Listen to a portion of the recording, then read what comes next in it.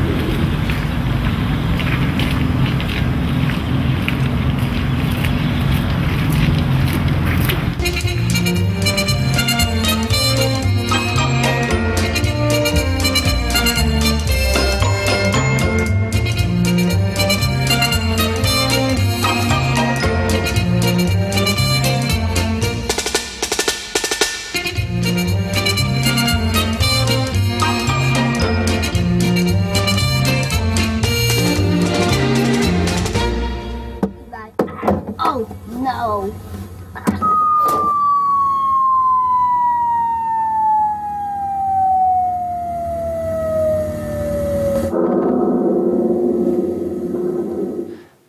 Now, it's interesting that VW did that, right? Because it's really got nothing to do with them, but they've come up with a whole bunch of different things that work around this fun theory. And you might have seen one where people are walking up some steps and it's actually changing colours and playing music.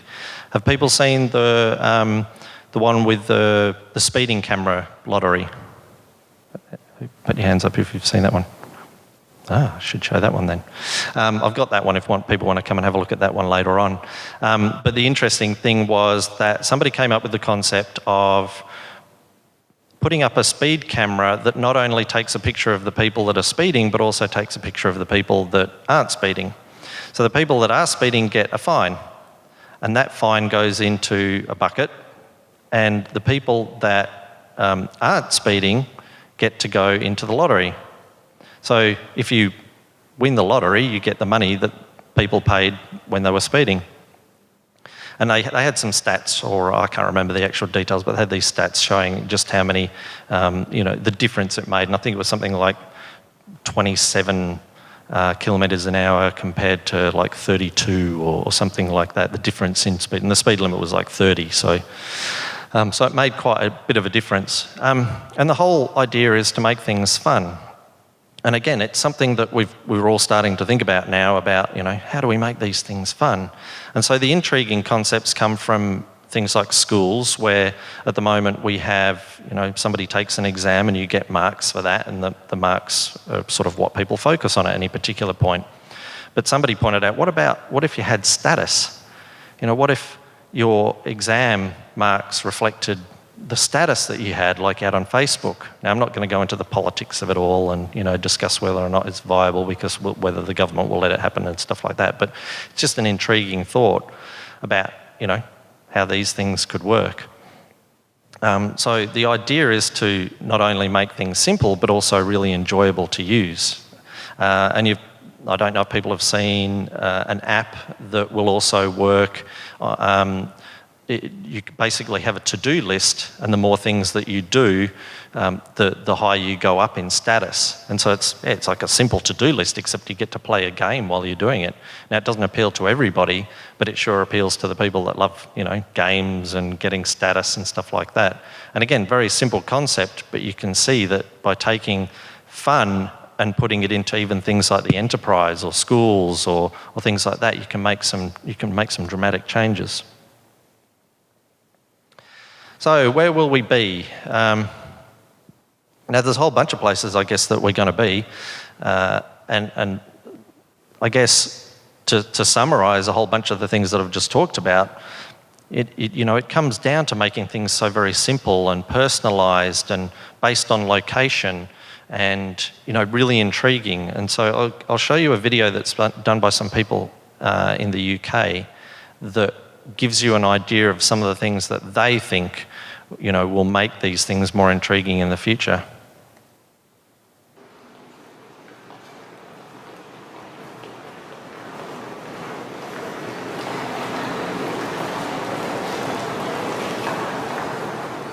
This film looks at some of the opportunities that are opening up in the emerging media landscape that we find ourselves in. Some of the examples we use are for clients, and some of them are for other companies and brands. We're exploring, what happens when you mix services and product and connectivity into sort of fairly familiar domestic products and devices. And what happens when the sorts of services that we're currently familiar from app culture, if you like, become more pervasive, and that information is just ambiently available, just at a glance. What happens to screens when you're not using them? Just as we expect the clock to show the time all the time.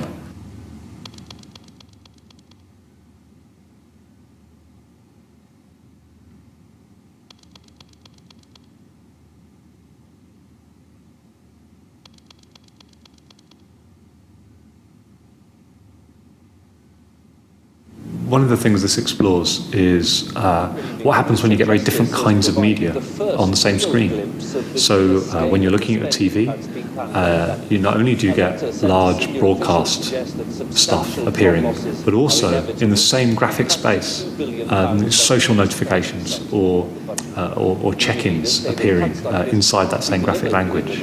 And it's interesting to see how that feels when you see that on the same screen. We've imagined a home with kind of an abundance of media surfaces and many screens around the place. And once we have that, it's interesting to see how those screens can be playful. And what happens if this device is just listening? What was once meant in the animal kingdom on a particular species to be a nose can end up as an antenna, a tongue, eyes, a pair of lips, or a blank space once evolution and the permutation of new DNA and new conditions has got to work. If the foulness of the kennel club mentality was operated in nature, just imagine. It's interesting to look at how bits of software can be playful on the edges of our lives without necessarily requiring kind of direct and constant input. Last week I had to work, we just happened to leave it. I want to see how, when we treat the receipt as a media surface, that print can then be quick, and we can publish services or customized material to that surface that's very timely and pertinent. We wanted to make an exploration which had some spectacle and some scale to it, to think about how computer vision and displays in public could work, but that don't necessarily force your engagement or demand your interaction.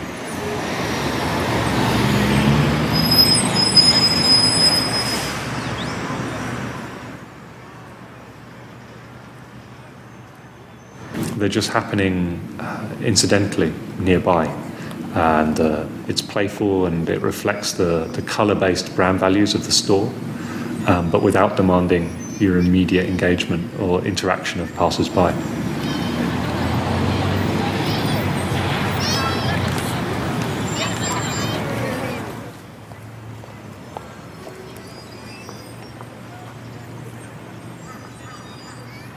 So I love that last bit where they grab the colour and then let it go into a stream of other colours.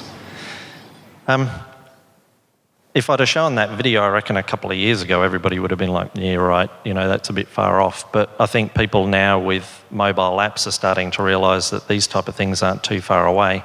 And there's even a Corning video, Corning, the people that do glass, they've got a really good video out recently that shows all these different glass types that they've got that do all of this stuff.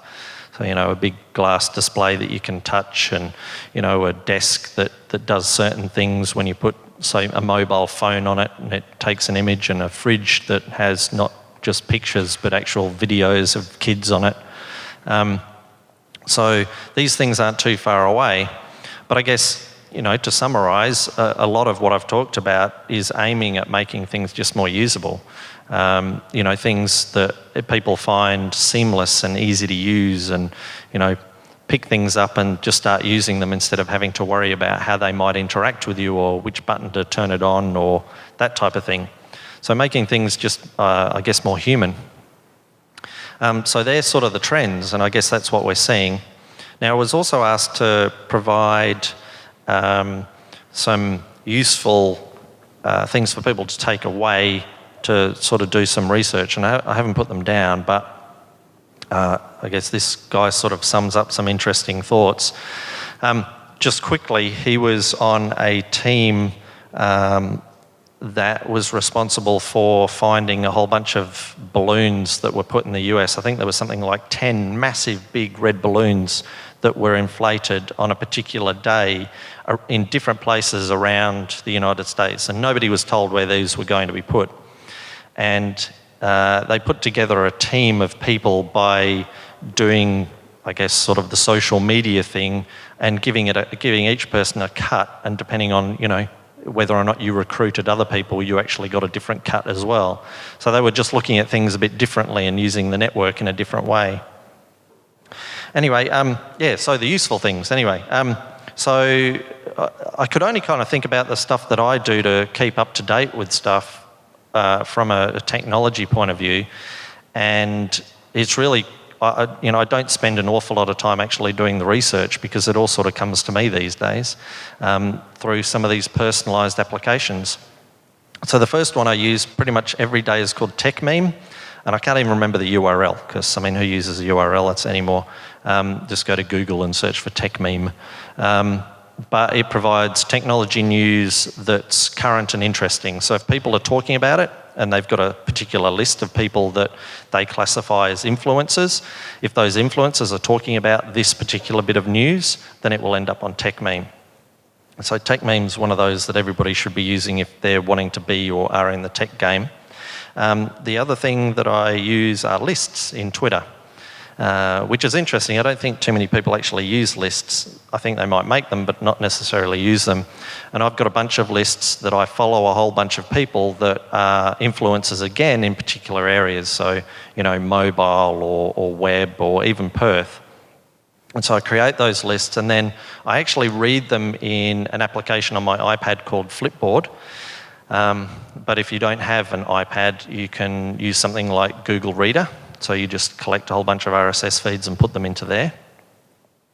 I guess Murdoch will be the next thing that I'll be using to stay current on news in Australia. And the other tool that's probably worthwhile everybody having a look at is Quora, which is a new startup, which is almost like an old bulletin board style thing, but it's for people in the technology industry to ask questions. And a lot of entrepreneurs are actually using it to ask questions about different technologies, or how would you do this, or who would do that, and looking for different ways to do things. So they're the sort of takeaway items that I'd sort of suggest. If you can't remember any of those, come and ask me afterwards, and I can point you in the right direction. Anyway, that's me. Thank you.